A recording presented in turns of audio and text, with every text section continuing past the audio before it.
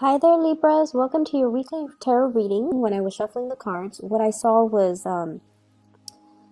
it seems to me, it looks like one of those bedtime stories that you read to your kids. There's like a blue sky, and there's like a cartoon moon, like a crescent moon.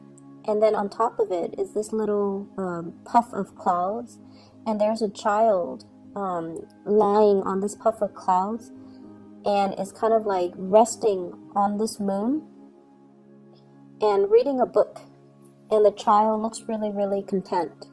So the imagery basically indicates to me that this is going to be a very emotionally stable, emotionally fulfilling type of a week for you. The energies from the cards are also corroborating the same theme. I feel like there's going to be a lot of happiness, a lot of contentment, and just the sense of feeling at peace with yourself. Okay. First off, the first card that fell out of the deck when I was shuffling here is the Wheel of Fortune. It doesn't get any better than this. This is you juggling all the responsibilities in your life and doing so with great success. Okay. What I do feel is, there has been a lot of you have dealt with a lot of very, very intense people, and I also feel you might have dealt with people who have really weird quirks, and they might have they're very emotionally very, very up and down. Okay, one minute they're calm, the next minute they're like fly off the handle. One minute they're very, very, they keep to themselves, the next minute they like talk your ears off. And I feel like you have surrounded yourself, or you have been surrounded by all of these really eccentric characters, and they might not have been emotionally stable. And I feel like for some of you, this could be in the work front especially. I see you, sitting down calmly doing your work, and then I feel like somebody comes in with an emergency. It's not really an emergency, but they make their issues your issues. They make their emergencies your emergencies. And I feel like, you have to not get rattled by them. You have to find ways to deflect the situation or de-escalate the situation, or to make sense of a situation for them. So I see you having to wear many hats. I see you having to take care of a lot of responsibilities. And I see you doing so in a very expert manner where you don't drop the ball, okay? So that's what I'm sensing. Doing a lot of work for other people, making sense of a situation for other people, juggling many priorities, wearing many, many hats, and doing so in an expertly way where you get things done. You take care of your responsibilities, and you get things done in a timely manner. I also feel as if some people in your work environment are also dodging responsibilities.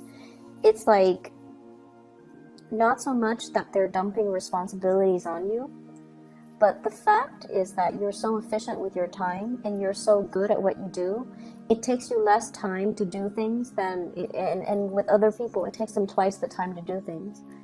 And so people are being selective about coming to you rather than coming to the other people because it takes too long. And just make sure you draw very clear boundaries, and make sure you tell them, this is other people juggling two things and feeling very frazzled, whereas you're juggling multiple things and you're not frazzled at all. Okay, so you're definitely on a higher caliber, and because of that, people come to you and they want your expert advice, and you find a lot of people coming to you for counsel, for assistance, to clarify things for them. So just make sure that you do what is fair for you. You don't have to, tell them go away or anything like that, but you kind of need to draw firmer boundaries, okay? Because if this happens on a perpetual basis, you're doing twice the work as other people, and it might not bode well because it absolves the other people from doing their fair share of the work, okay? So drawing very, very clear boundaries, that needs to be said, but I feel like you're going to be able to do that. You show up here as the Empress. And once again, defending your territory, drawing clear boundaries. She has the shield up, so that means, She's very protective of her energy. She's very discerning about who she gives her energy to, and she's not rattled. If people come in emotionally unstable, she's going to be like, why don't you take a 5-minute break, come back to me when you are calmer. Or, you seem a little bit rattled. Why don't you gather your thoughts and come back to me when you have already sorted those things out. So you're not letting other people into your space who are just all over the place, who are emotionally unstable. So you're definitely defending your turf. I'm also seeing as well being very protective when it comes to children. Okay, so I see some of you too having to attend those, they're like parent-teacher conferences where you are dealing with your teachers, and the teachers might tell you things about the kids that you don't agree with. And I definitely feel like you're in the right here. It's not like you're being defensive about your parenting style, but I feel like you understand the children, and you feel like the teacher might not have an accurate assessment of of your children, so you're going to defend them. Okay, but either way, I feel like there's this sense of being able to juggle everything successfully. Your work life and your home life and your personal life balance are very balanced out, and you're successfully managing everything. You're going to work, you're making really good traction in your career, and you're making a really good impression with the people that you work with. You're handling your responsibilities with diligence and with great care and grace. And then at home, your kids, they're clean, they speak properly, they excel in school. Around bedtime, you don't feel drained. You can read them a bedtime story. You tuck them into bed, and they're well adjusted. And then with your personal life, I feel like you've already got that under control too. Some of you might be single parents and transitioning into a relationship with somebody that is a really good relationship partner for you. They will treat your kids, if you have children, they will treat your kids like their kids. Okay, so you're meeting somebody that will share the responsibilities with you. They don't keep scores as to, oh, that's not my biological kid, I'm not going to take care of it. They will love you, and they will they will give you and extensions of you the love that you want to give. Okay, so they see your kids as, an extension of you. And so if they love you, they're going to love your kids. And they're going to share the responsibilities for you. For those of you who are single parents, I feel like you have finally met somebody that is like worth your time, that you feel you want to introduce and you trust to be around your children. And if you have had to, struggle to take care of them, I don't feel like it's financially. I feel, well, it could be as well if you have, encountered difficulties being a single parent, being a single mom, being a single dad. You're meeting somebody that will chip in to do their fair share of the work to alleviate the burden. So keep in mind, one person stepping up doesn't mean the other person gets to step down. It requires a concerted effort from both parties. So both parties needs to contribute. Okay, so I feel like that needs to be said, but I do feel somebody's coming in to alleviate the situation, and it's somebody that can be a really good relationship partner for you. What I'm seeing here, we have the Empress and the Emperor. This is like the perfect match. There's great complementarities here.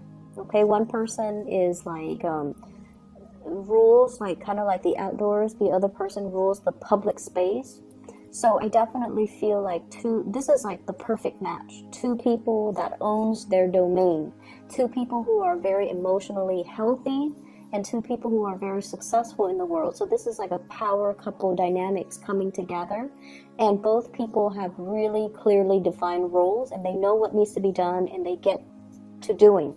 So for many of you, this is like meeting your other half, or having somebody that is by your side and that will really truly be there to support you, and having that pillar of stability, that pillar of strength that you can really rely on. So it looks very good.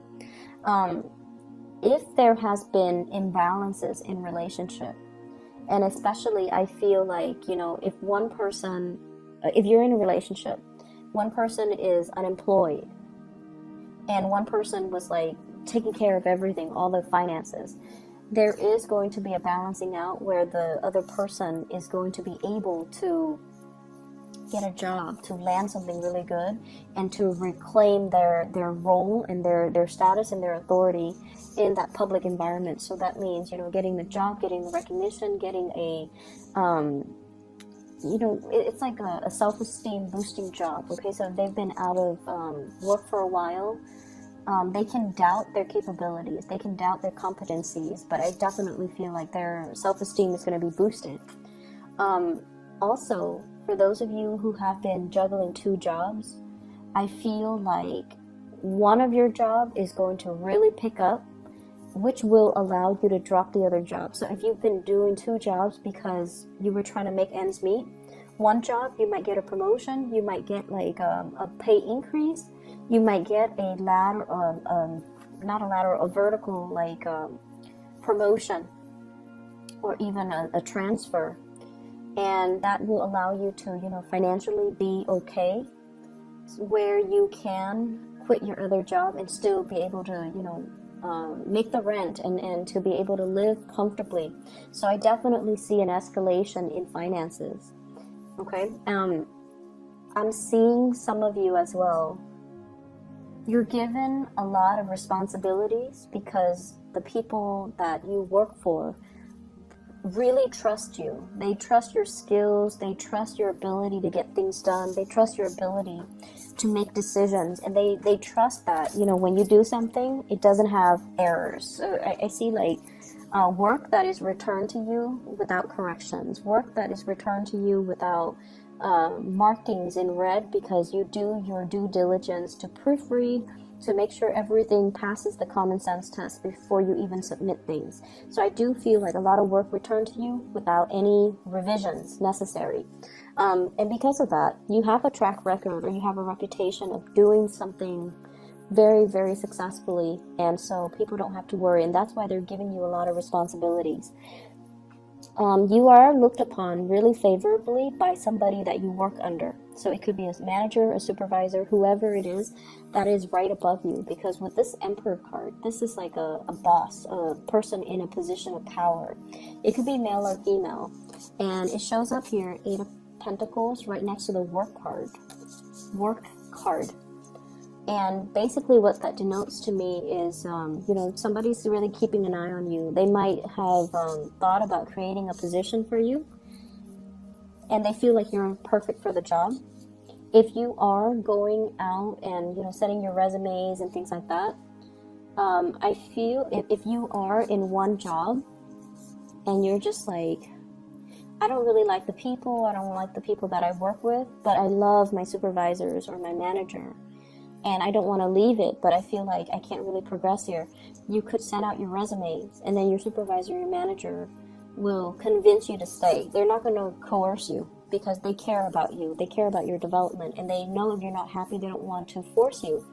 But they might even contemplate creating a new role or giving you, you know, some type of incentive so that you can stay and you can continue to work for them. Or they might even ask you, you know, what's the real reason why you're leaving? And if you feel like your coworkers are not pulling their weight, it's okay for you to tell them that, because I feel like they're aware of it as well.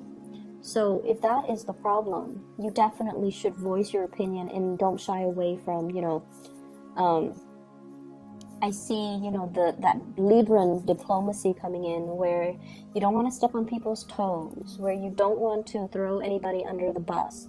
But if someone is underperforming, their supervisors, their higher ups, this person who's the emperor already knows. They already know. They're not, you know, stupid.